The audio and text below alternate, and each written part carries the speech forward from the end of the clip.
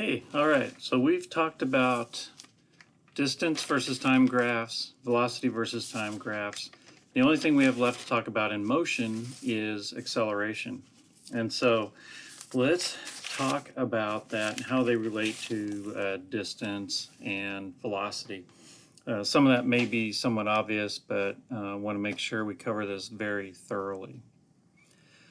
Okay, so the first thing to understand about, let me just bring that back up because I'm going to talk for a minute.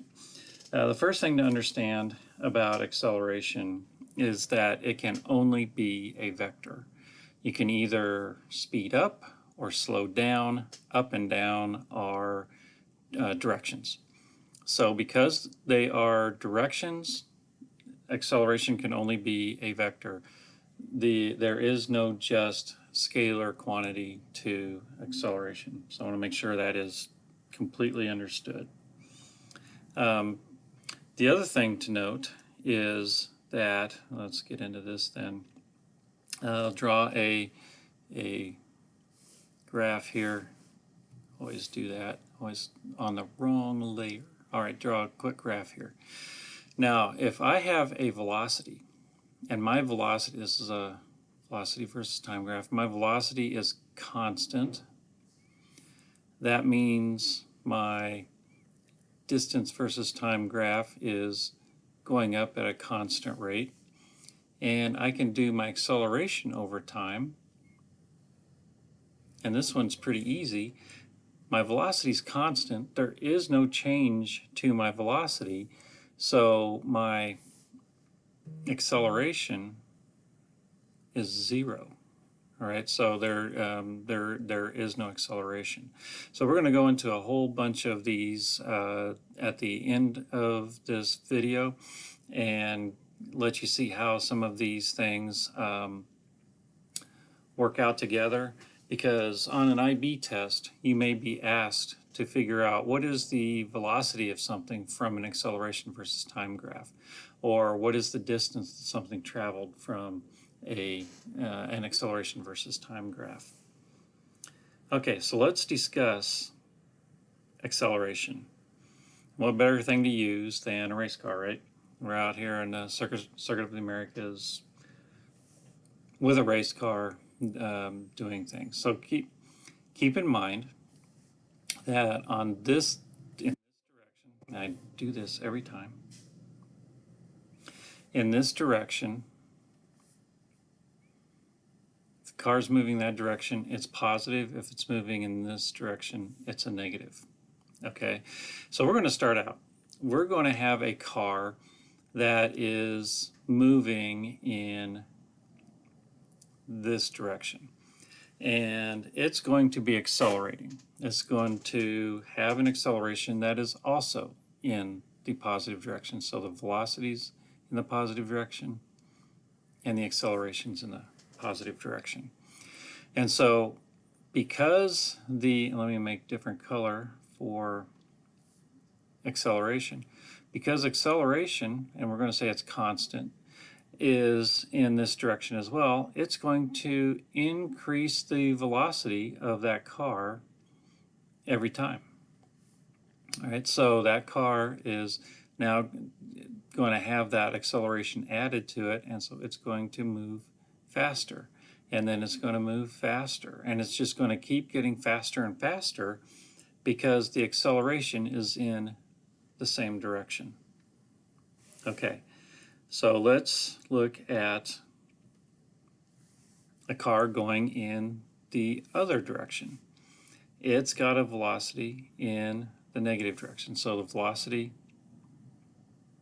is in the negative direction, but I should put it here. The velocity's in the positive direction, and the acceleration, velocity in the negative direction, acceleration in the positive direction. So in this case, the acceleration is in the opposite direction. And so instead of making the car speed up, that acceleration is going to make the car speed down. Now, looking at this, you can see that the acceleration is still positive, right? Even though the acceleration is positive, the car is slowing down because its acceleration is negative. So the car is going to be going slower and slower and slower until it stops. Okay, so when the velocity and acceleration are in opposite directions, you're going to have the movement slowing down. It's going to be decelerating. Up here, when they're in the same direction, they're going to be accelerating, going faster and faster. Now you could actually get to the point where you stop, but if the acceleration is still on the car, then the car will start moving back in the positive direction, speeding up, because the acceleration is still acting on it, and so it'll just keep speeding up in the positive direction. So be mindful of how acceleration affects the velocity of a car and the direction that the car is moving. All right, so let's look at another instance here. Now let's have the velocity be positive and the acceleration be negative. Now, of course, the car is going in this direction. The acceleration is going in this direction. And so what's going to happen to the car? It's going to slow down. So let's just illustrate that. It's going to go slower and slower and slower until it stops. And then if the acceleration remains on the car, what does it do? It will then start going faster and faster in the same direction as the acceleration. Okay, so in this case, the velocity is positive at first. The velocity is positive. The acceleration is negative because it's in the negative direction. They're opposite, so the car slows down. And if it's once the car reaches zero velocity, if that acceleration remains on it, it's going to keep going in the negative direction then, and both the negative and both the acceleration and velocity will be negative, and so the car will speed up in the negative direction. Okay, one more sample here to do, and that is if velocity and acceleration are in the negative direction. So have the car turned the wrong way here. Yikes. Okay, so the car's reversing. The car's in reverse, going the negative direction. Note that if this car was reversed, it would be going in the positive direction. But down here, this car is going in the negative direction, and the acceleration is also in the negative direction. And so what's the car going to do? It's going to keep speeding up in the negative direction, and it must be an awesome driver because he's just making it look easy. Okay, so that's how to look at velocity and acceleration as vectors. You notice that when we use the term for acceleration, when we talk about it, I guess colloquially, we don't say velocity up, we say speed up. We're making that a vector by having a magnitude and a direction, right? You're speeding up. We're not vectoring velocity up, velocity down. I don't know why that is. That's just the way it is. So just a little side note there. But acceleration is always a direction. So it's always a vector. Okay, let's get rid of these. Let's play with some graphs and figure some things out. This is how to interpret things as you may get them on an IB test, how to think of them conceptually when you have these pictures that they want you to deal with, and eventually you should be able to take these pictures and work them out into equations, work them out and actually solve equations with these graphs. We'll illustrate that when the time comes. Okay, so here's the scenario. You're taking a test, and they give you graph that looks like this. You've got some kind of constant distance change. Well, it's not constant, is it? It's increasing distance over time, right? So you're started at some origin and you're moving in the positive direction at what? A constant rate, because it's a straight line. So the slope of this line is the velocity. The slope is constant, so your velocity has some value and itself is constant. Right? So if you have a constant velocity, what is your acceleration? It's zero, because there is no change in velocity over time. All right, so what if there were a change in velocity over time? I think I'll just change colors for the fun of it. All right, so now you have a velocity that is constant over time.